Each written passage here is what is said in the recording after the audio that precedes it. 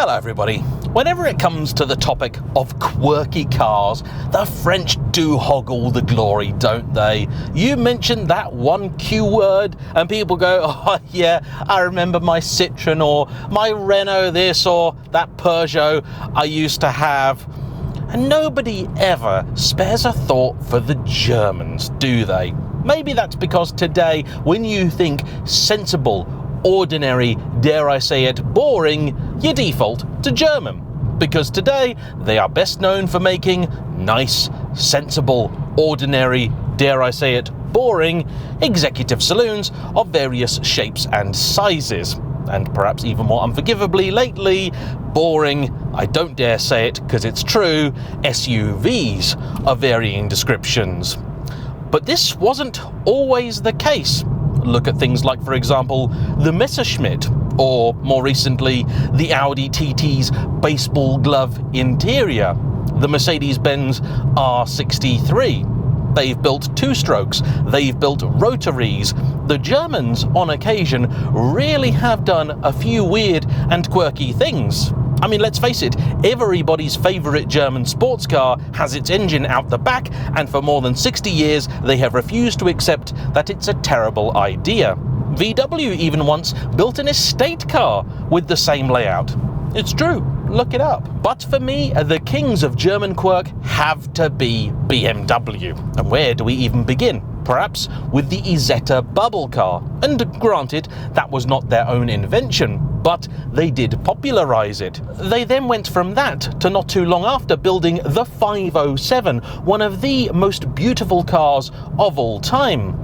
In the 1970s, they went particularly bonkers and started doing things like the Art Car project. And I would love to have been a fly on the wall during the meeting where some nice, sensible, dour executive in his grey suit went, "Gents, I've got an idea. You know how in most cars the doors go like that, and in some of them they go like that? Well, what about if they went like that?" I mean, not even the French came up with that one. Then after that, the only slightly more conventional Z3 Coupe and the retro-inspired Z8. BMW have done some pretty cool cars, many of which in their day were derided, but today are rightly regarded as proper classics. You try and find me a cheap Z8. I actually saw one out and about on the road the other day. It looks magnificent. And in recent times, they've given the whole quirky thing a bit of a go, but for a more mainstream audience, with the 5, the 3, and the 6 Series GT. Cars that honestly, totally and completely baffled not just myself, but a great many others. The thing is though, when I last drove one, the 5 Series, I actually found it to be more than just a little bit of brilliant. Today, I'm trying the 3. And will the same still be true?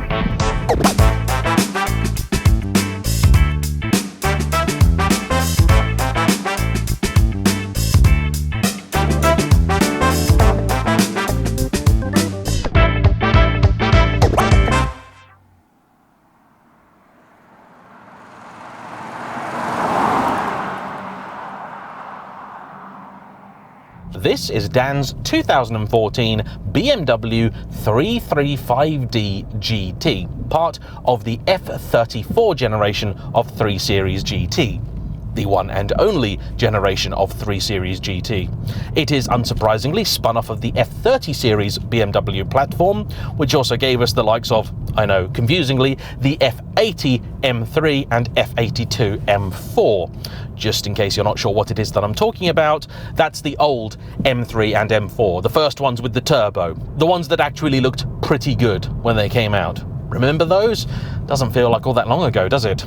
But it was. Like its bigger 5 Series brother, this car also comes in fastback configuration. And I need to check something, because you see, today I'm doing things all in the wrong order. My usual filming location was a little bit busy, and so I'm doing the driving bit first, which means I'm going to try a little quick walk around with you. It's not a pretty thing, this, but neither was the 5 nor was the 6. Today, all of the GTs have been discontinued. but they do have some really cool features. And I want to check whether this has got one of the most memorable from the 5 Series. And what is that? Well, it was the way that they did the boot. You see, that had 2 different ways of opening it, which does seem quite extreme, doesn't it? And to enable that, you actually had 2 different buttons for the thing. So do we have those here today? No, doesn't look like we do. What do we have? Whoop, there we go. Yeah, just one way of opening the boot. Tisk tisk. But it is pretty good, this thing. Nice, decent size. And part of the reason for that might be the fact that this car is actually based on the very, very rare 3 Series long wheelbase. And I know what you're thinking. 3 Series long wheelbase? They didn't make one of those. Oh yes, they did. They just didn't sell it to us. It was instead intended for the Chinese market. And let's be honest about it, shall we? The reason that you and everybody else didn't want to buy one of these is because they weren't particularly pretty. And the 3 Series GT in particular was always a very, very confused thing, because as far as I was concerned, and many others, if you wanted a bigger 3 Series, you'd just buy a 5, wouldn't you?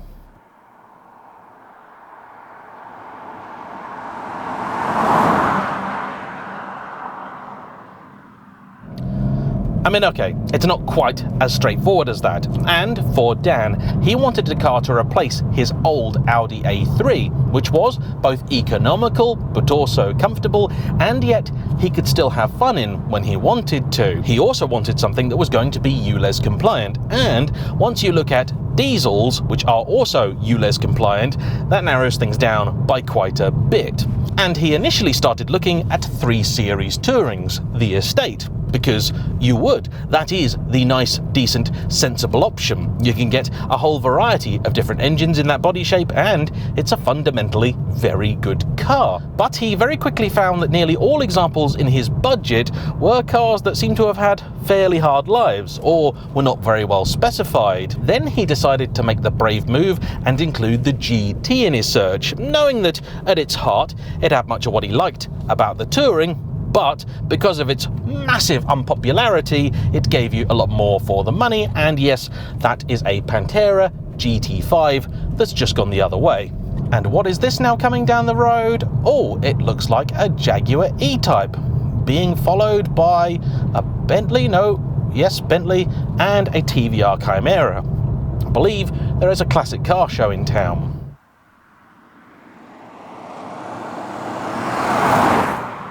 So dramatic is the difference in the market between a Touring and a GT that not only was Dan able to get a better car in better condition than the equivalent Touring, he could also get one that was much better specified. So this has plenty of leather. I like the nice spicy orange. I think they call it Cinnabar or something like that. Anyway, I've forgotten. I used to be able to speak fluent BMW, and now I'm just casual. While the interior certainly isn't quite as high-end as, say, in the 5 Series GT, which was bordering on that of the 7 Series, it's still a very, very nice place to spend your time. The panoramic sunroof then goes some way to offsetting the otherwise reasonably dark interior. The car also comes with both adaptive dampers and adaptive cruise control, and as he spends quite a bit of time on the motorway, this is something for which he is very, very grateful indeed. You've got heads-up display, the classic BMW iDrive system, which you can, should you want, upgrade to have Android Auto and Apple CarPlay, dual zone climate control, heated seats,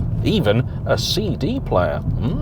The gauges here are typical for BMWs of the period, so a beautiful blend of analog and digital. They give you just about everything that you might ever need. This is, on the face of it, a really pretty good car, and though I don't think it's quite got that amazing openness that I got in the 5 Series GT, I think a part of that is due to the different specification. This one is a little darker, that one was quite light, and also the fact that is just a bigger car. But I have to say, knock them though I might, when you get into a nice, proper, big diesel like this, they do make an awful lot of sense. And there is just something about this era of BMW, complete with plenty of proper, physical buttons, that makes you feel like you really are in that nice, special place that you were always promised BMWs were. We've even still got an old-fashioned handbrake still, which is nice.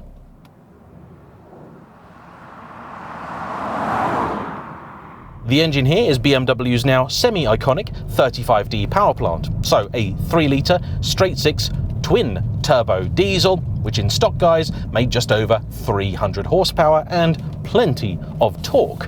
It now has an upgraded intercooler and a remap for both engine and gearbox, and today it makes 390 horsepower and some 597 pounds-feet of torque. That's some 800 plus newton meters. That's a lot, a heck of a lot. Of course, the car isn't the most lithe of things. It weighs in at about 1.7 tons. And the other benefit of a nice big brawny diesel engine, when you're not asking for all the torque, it delivers economy. This on the motorway will give Dan over 50 to the gallon. In fact, it looks to me like there's about a thimbles full of fuel in the tank, and still it's predicting I'll get some 58 miles out of it.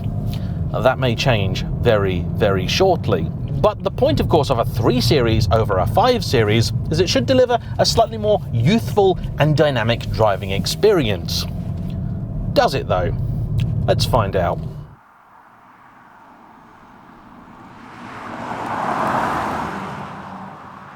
As there is no exhaust camera today, I might as well talk you through things.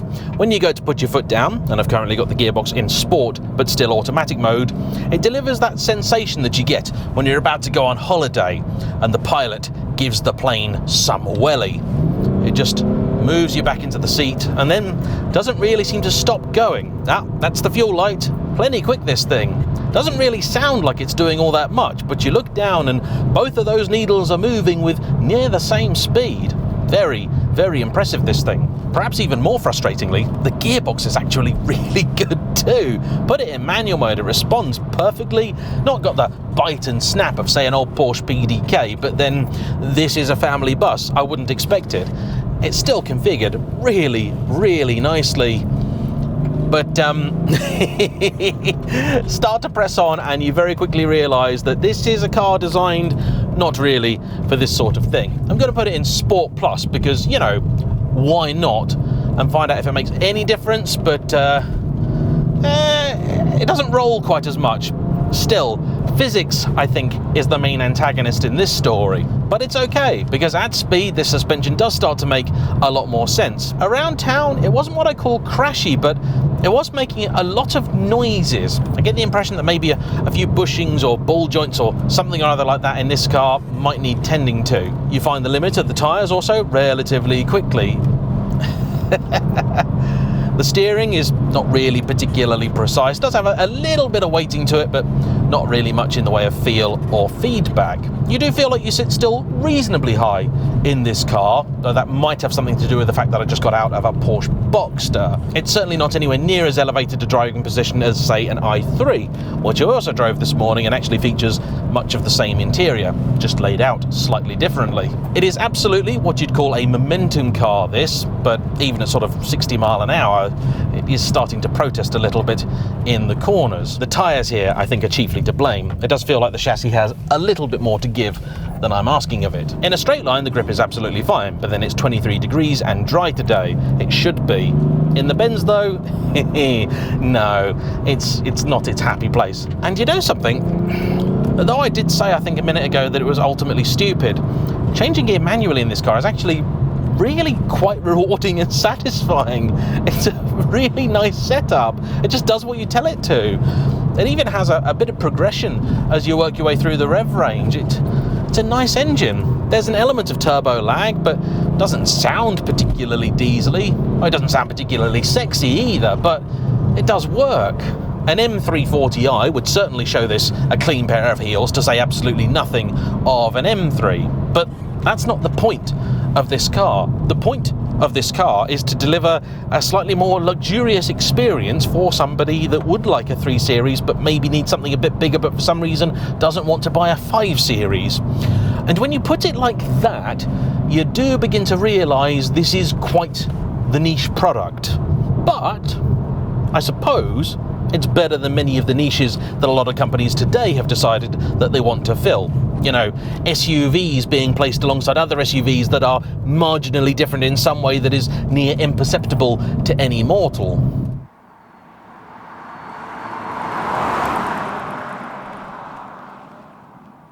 This feels in many ways a little bit like one of the other quirky car all-time greats, the Citroën C6. It's a good idea that nobody asked for, and so it doesn't really commit any particularly heinous crime other than to exist. For which, of course, it has been penalised mercilessly. However, if today you are the sort of person that doesn't mind being seen in one, and it's no Fiat Multipla, this is a source of very, very good value for money. So play the market at its own game, and if you fancy a family wagon, buy yourself a 3 Series GT. Except maybe don't, because if you do fancy a family wagon, you'll probably be better served by the 5 Series GT, so get one of those instead. Oh, except maybe don't, because actually they then did the 6 Series GT. Having had both the 5 and the 3 be dismal failures, BMW somehow thought they could get a 6 to work in the format. It will shock you, of course, to hear that that is also discontinued, much to the disappointment of the chauffeur company that I sometimes use. They loved their 6 Series GT as an airport car, far, far better than their 7s. But BMW won't build a car if there isn't an audience at the other end to buy it. And you can't say they didn't try. Anyway, I hope you've enjoyed today's video, and I would like to say a big thank you to Dan for bringing his car out, and as ever, to you for watching. Don't forget to hit the like button, comment down below, and subscribe if you haven't already. I'll see you for the next one. Bye-bye.